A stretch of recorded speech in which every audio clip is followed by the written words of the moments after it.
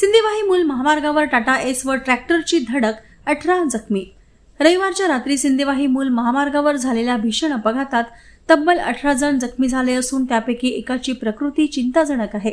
सिंदेवाहीत विसर्जन मिरवणूक परतताना टाटा एस व ट्रॅक्टर यांच्यात जोरदार धडक झाली। या धडकेने घटनास्थळावर एकच गोंधळ उडाला। टाटा एसमधील जखमी प्रवाशांना तात्काळ सिंदेवाही येथील ग्रामीण रुग्णालयात हलविण्यात आले। जखमीवर उपचार करण्यात आले तर गंभीर जखमींना चंद्रपूर जिल्हा रुग्णालयात पुढील उपचारासाठी दाखल करण्यात आले आहे। या अपघातानंतर जबाबदारी कोणाची याबाबत ग्रामस्थांमध्ये चर्चेला उधाण आले आहे। मात्र पोलीस तपासानंतरच खरी कारण मीमांसा समोर येणार आहे।